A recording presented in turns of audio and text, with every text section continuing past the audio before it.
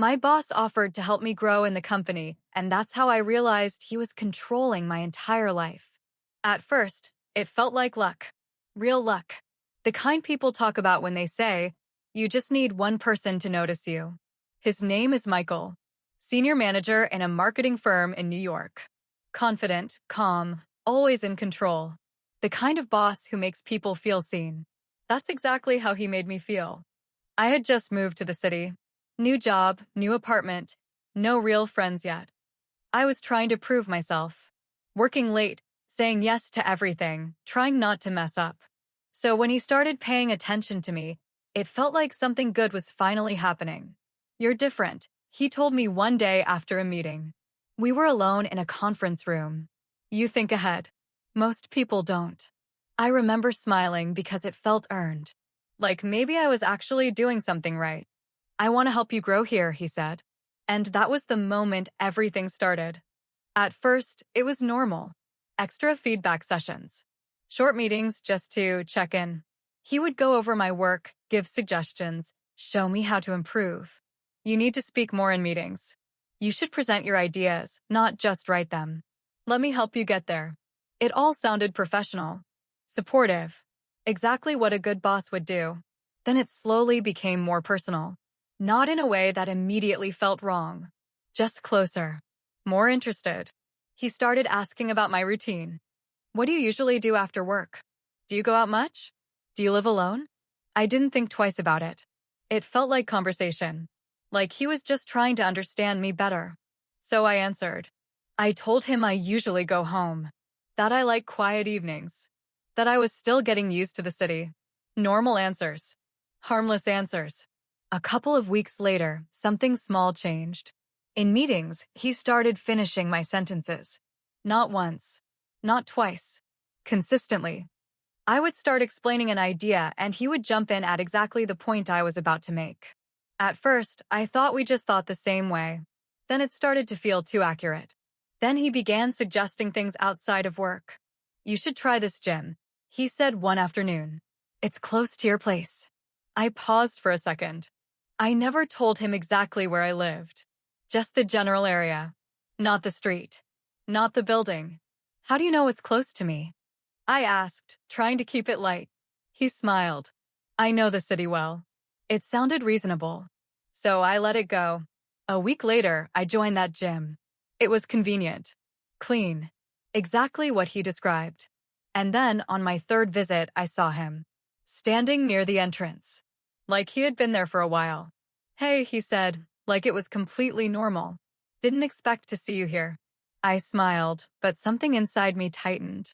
Yeah, same. Small city, he added with a light laugh. But New York isn't small. Not like that. After that, it kept happening. Not constantly, but enough to notice. A coffee shop I mentioned once, he was there the next day.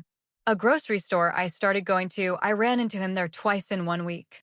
A street near my apartment, he passed by at just the right moment to wave and smile. Every time, he had an explanation. I had a meeting nearby. I live not too far from here. Just grabbing coffee. Always calm. Always believable. Always just enough to dismiss the doubt. Until one night, I was at home, sitting on the couch, laptop open, but not really working. Just scrolling, half watching something on TV. It was late. Quiet. The kind of night where the city noise fades into the background. Then my phone buzzed. A message from Michael. Late night again? I froze. Not because of the message itself, but because of how specific it felt. I never told him I stay up late. I never told him my habits. Nothing like that. I stared at the screen, then slowly looked around my apartment. Everything looked the same. Everything felt different. I typed back, trying to sound normal. Yeah, just a bit. The reply came almost immediately. You should get more rest. You do this a lot. A lot. That word stayed in my head, because it meant he wasn't guessing. He knew. I put my phone down and stood up. Walked to the window. Looked outside. Just the usual street. Cars. Lights. People passing by. Nothing out of place. But the feeling didn't go away. My phone buzzed again. Are you home? I stared at the message. Because suddenly, this wasn't small anymore. This wasn't coincidence. This was something else. And I couldn't ignore the question that hit me right then. How does he know what I'm doing right now? I didn't answer right away. I just stared at the message, "Are you home?" My fingers hovered over the screen, but something in me hesitated. Because this didn't feel like a normal question anymore. Not from him. Not after everything else. I typed slowly. "Yeah, sent." 3 dots appeared almost instantly. I figured. That reply made my chest tighten. Figured. Not okay. Not got it. Just confirmation. I put my phone down and stood up again, this time moving more slowly, more carefully. I walked through my apartment, room by room, like I was seeing it for the first time. The living room, the kitchen, the hallway. Nothing had changed, but the feeling had. Like I wasn't just inside my apartment. Like I was inside something else. My phone buzzed again. "You're in the living room, right?" I froze. Completely. Didn't breathe. Didn't move. Just stood there with my eyes on the screen. Because that wasn't a guess. That wasn't casual. That was exact. My heart started beating faster. I didn't answer. I couldn't. Instead, I slowly turned my head toward the living room. The couch. The coffee table. The TV. Everything looked normal. But now, I wasn't looking at it as mine. I was looking at it like someone else might be seeing it. From somewhere else. From some angle I couldn't see. I walked into the living room slowly. Carefully. And then I stopped. Because I realized something I hadn't before. There was one thing that didn't belong. A small black object on the shelf near the TV. I had seen it before. I just never noticed it. It was small. Round. Almost like part of the decor. Something you don't question. Something you don't think about. Until now. My phone buzzed again. Don't ignore me. My stomach dropped. I stepped closer to the shelf. Closer to the object. My heart was pounding now, loud enough I could hear it in my ears. I reached out slowly. Touched it. Cold. Solid. Not decoration. Not random. I picked it up.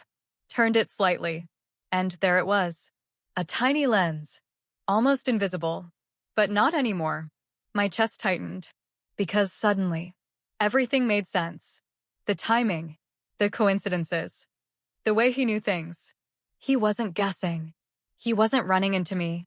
He wasn't just paying attention. He was watching. I stared at the device in my hand. Then back at my phone. Another message came through. Put it back. My whole body went cold. He knew I found it. Right now. In real time. My fingers tightened around the device. I looked around the room again. And this time, I saw more. Another small object near the window. Something near the hallway light. Things that blended in. Things I never questioned. Until this moment. My phone buzzed again. Don't make this complicated. That line hit different. Because it wasn't a request. It was control. I took a slow breath. Then did something he didn't expect. I didn't put it back. I turned it around. Pointed it directly at myself. And said clearly, "Michael, what exactly are you doing?" Silence. No message. No typing. Nothing. And for the first time, I wasn't the one reacting. I was the one asking. And I had a feeling he wasn't ready for that. The silence lasted longer than I expected. No typing. No messages. Nothing. For a second, I thought maybe he disconnected. Maybe he panicked. Maybe I finally broke whatever control he thought he had. Then my phone buzzed. Put it down. Short. Cold. No explanation. Not, "What are you talking about?" Not, "You're misunderstanding." Just, "Put it down." That told me everything. I didn't move. I kept holding the device, staring straight into the tiny lens. "No," I said quietly. My voice sounded different. Not shaky. Not scared. Clear. Another message. "You're overreacting." That almost made me laugh. Because now I could see the pattern. Deny. Minimize. Control. I walked slowly toward the window, still holding the camera. "Then explain it," I said. "Explain why there's a camera in my apartment." Silence again. Then, "It's for your safety." That answer came too fast. Too prepared. Too clean. I stopped walking. My safety. I repeated. Yes, he replied. New city. You live alone. I wanted to make sure you're okay. That sounded reasonable. On the surface. But the way he knew where I was standing 5 minutes ago? That wasn't safety. That was surveillance. You didn't ask me, I said. Pause. I was going to tell you, he replied. Of course. That line again. Always going to. Never actually did. When? I asked. No answer. Exactly. I looked around the room again. Now that I knew what to look for, it was obvious. 3 cameras. Different angles. Living room. Window. Hallway. Covering everything. My chest tightened. Because that meant he's seen everything. Every night. Every moment I thought I was alone. My phone buzzed again. You're making this bigger than it is. I closed my eyes for a second. Took a breath. Then opened them. No, I said. I'm finally seeing it for what it is. That one landed. I could feel it. Because he didn't respond right away. Then, you trust me, right? He sent. There it was. The shift. From control to manipulation. I almost smiled. Because now I recognized it. No, I typed. Sent. Long pause. Then, that's a mistake. That message changed everything. Not defensive. Not apologetic. A warning. My heart started beating faster again. But this time, not from fear. From clarity. I walked into the hallway. Looked up. Found the second device near the light. Reached up. Pulled it down. My hands were steady now. Deliberate. Focused. My phone buzzed again. Stop. One word. Sharp. Direct. I ignored it. Walked into the kitchen. Checked near the cabinets. Nothing there. Back to the living room. I scanned every corner. Because now, I didn't know how many there were. Or how long they had been there. My phone buzzed again. If you break them, you'll regret it. I stopped. That one. Hit differently. Because it wasn't about the cameras anymore. It was about consequences. I looked down at the device in my hand. Then at my phone. Then back at the device. You've already crossed the line, I said quietly. And I meant it. Not just the cameras. Everything. The questions. The timing. The control. All of it. Another message came through. You don't understand what you're dealing with. My chest tightened again. Because that wasn't vague. That was specific. Like there was more. A lot more. I stood there in the middle of my apartment, holding one of the cameras, looking at the others. And for the first time, I wasn't just scared. I was thinking. Because this wasn't random. This wasn't just one man being obsessed. This felt organized. Planned. Built. And suddenly, one thought hit me hard. If he could do this to me, how many other people were there? And was I just one part of something much bigger? That thought didn't leave my head. Not even for a second. How many others? I stood in the middle of my apartment, holding the camera, and suddenly everything felt staged. Like this wasn't the first time he had done this. Not even close. My phone buzzed again. Put everything back. We can talk about this. Talk. That word felt empty now. I didn't answer. Instead, I walked to the third camera, the one near the window, and carefully removed it too. 3 devices. 3 angles. All watching me. My stomach tightened again. Because if there were 3 here, how many were somewhere else? I picked up my phone and typed something different this time. Who else? Sent. Long pause. No typing. No immediate reply. That was the first time he hesitated. Which meant that question mattered. Finally, a message came through. You're not thinking clearly. Deflecting. Avoiding. Which meant I was right. I typed again. How many? Sent. Another pause. Longer this time. Then, you're the only one I'm helping like this. Helping. That word almost made me laugh. Helping. I typed. Yes, he replied. You're new in the city. You don't understand how dangerous it can be. Dangerous. That was his angle. Fear. Control through fear. But something didn't add up. If this was about safety, why hide it? Why install cameras without telling me? Why watch me in real time? No, This wasn't protection. This was something else. I walked back into the living room and looked at the space again. Then something clicked. Hard. Fast. Clear. The gym. The coffee shop. The grocery store. The coincidences. They weren't coincidences. He wasn't just running into me. He was tracking me. Watching me leave. Watching where I go. And then showing up. At the right time. At the right place. Like it was random. But it wasn't. My chest tightened. Because that meant he wasn't just inside my apartment. He was inside my routine. My phone buzzed again. You're overthinking this. That line again. But now, it sounded desperate. Not controlling. Desperate. Because something changed. I wasn't playing along anymore. I looked at the camera in my hand. Then at the others on the table. Then back at my phone. And I typed something I hadn't said yet. I'm calling the police. Sent. Silence. Complete. No typing. No response. Nothing.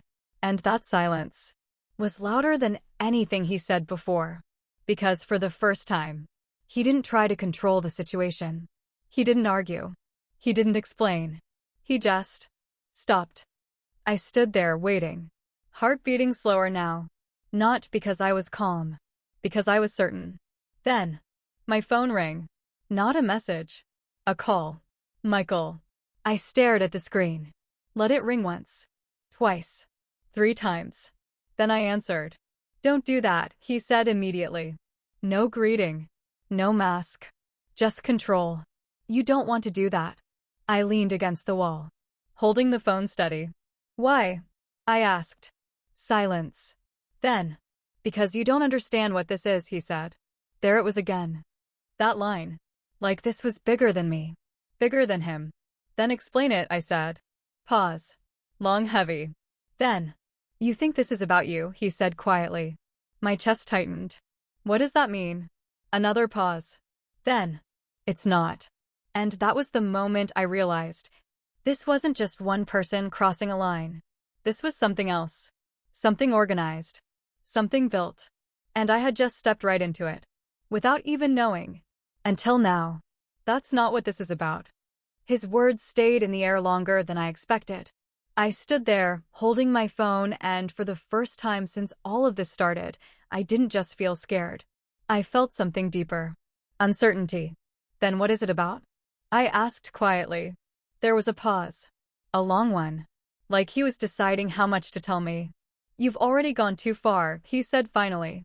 It didn't sound like a threat. It sounded like a fact. I slowly looked at the cameras on the table. 3 devices. 3 angles. And most likely, just a small part of something bigger. You install cameras in people's apartments? I asked directly. He didn't answer right away. Then, calmly he said, I observe. Observe. Not help. Not protect. Just observe. A cold feeling spread through me. Who? I asked. Another pause. People who need structure, he replied. That didn't sound like a job. That sounded like something else entirely. Something controlled. Something planned. I never asked for this, I said. You don't know what you need, he answered, just as calm. There it was again. Control. Not physical. Mental. He wasn't just watching. He was building something. Tracking routines. Habits. Choices. And then, influencing them. Through small things. Suggestions. Coincidences. Encounters that were never random. My mind went back to the gym. The coffee shop. The street near my apartment. None of it was accidental. He guided me there. Like I was part of a system. How many of us are there? I asked quietly. This time, he answered faster. Enough. That word hit hard. Because it meant one thing. I wasn't special. I wasn't different. I was one of many. Just another person inside whatever this was. I tightened my grip on the phone. This is insane, I said. He didn't react. In fact, I could almost feel him smiling. I'm efficient, he replied. That was worse. Much worse. Because it meant this wasn't emotional for him. It was structured. Intentional. A process. I took a deep breath. It's over, I said. No, he replied calmly. It's just beginning. My chest tightened. What does that mean? I asked. Another pause. Then, quieter. You really think you can just walk away from this? And that was the moment I felt real fear. Not because of the cameras. Not because he was watching. But because he sounded certain. Certain that this wouldn't end just because I decided it should. I didn't answer. I just ended the call. The apartment went silent again. But it didn't feel safe anymore. I looked at the cameras. Then at the door. Then at the window. And one thing became very clear. This was no longer a story about a strange boss. This was something bigger. And if I made the wrong move now, he would know. I didn't wait. I didn't overthink it. Because every second I stayed inside that apartment now felt like a mistake. I grabbed my keys, my phone, and my bag. I left the cameras on the table. Didn't touch them again. Because if he was still watching, I needed him to think nothing had changed. That I was still there. Still part of it. Still predictable. I opened the door quietly. Stepped into the hallway. Closed it behind me. And only then, I finally took a real breath. But that feeling didn't last long. My phone buzzed almost immediately. A message from him. Where are you going? I stopped. Slowly looked at the screen. My heart started beating faster again. Because that meant one thing. He knew I left. Or at least, he knew something changed. I didn't answer. I just kept walking. Faster now. Toward the elevator. I pressed the button. Waited. Every second felt longer than it should. My phone buzzed again. You're making a mistake. I clenched it in my hand. But I didn't open the message this time. Right now, the only thing that mattered was getting out. The elevator finally arrived. The doors opened. I stepped inside. They closed behind me.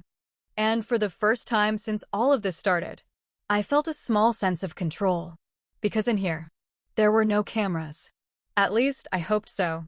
I went down to the ground floor. Walked outside. Cold air hit my face. And I finally breathed in deeply. But I knew. This wasn't over. Not even close. This was just the first step. I moved away from the building. Stopped near the street. And only then, I opened his messages. There were several. You don't understand what's happening. I'm trying to help you. Don't make this harder. I exhaled slowly. And for the first time, I felt something different. Not fear. Anger. Because he still thought he was in control. That I was just reacting. But that wasn't true anymore. I opened my contacts. Scrolled. Found the number. Stopped for a second. Just to be sure. This wasn't a reaction. This was a decision. Then I pressed call. As the line started ringing, my phone buzzed again. Another message.